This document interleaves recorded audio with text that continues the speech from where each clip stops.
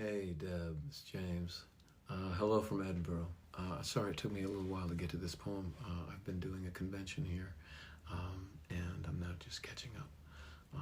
Thank you for sharing this poem with me. That's the hardest thing I can imagine. It would be losing one of my children, and they don't have kids yet, but one of my grandchildren would be, I don't know, equally as hard. The worst thing imaginable.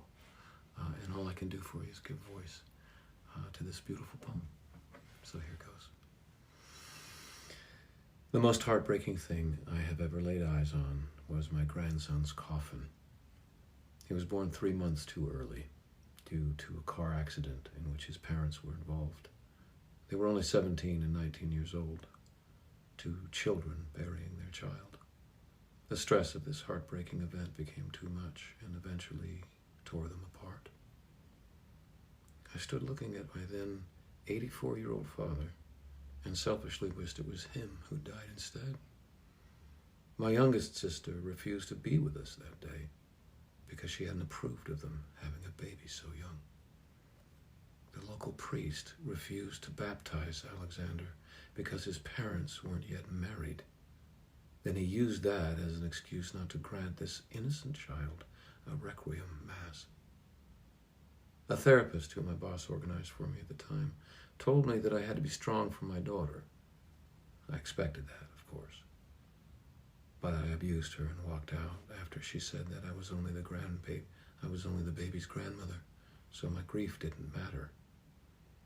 I sincerely hoped nobody had said anything like that to my mom when my brother's baby had passed away 25 years earlier. We live in a beautiful world, but sometimes the universe can be so inexplicably cruel. I had to watch my little girl suffer such tragedy, and I couldn't do a damn thing about it for her. Her sisters couldn't quite fathom the devastation. They were only 10 and 8 years old at the time. Their father refused to join us that day. He was too weak to be there for our grieving girls. I was only 38 years old at the time, and this was my first experience of being a grandparent.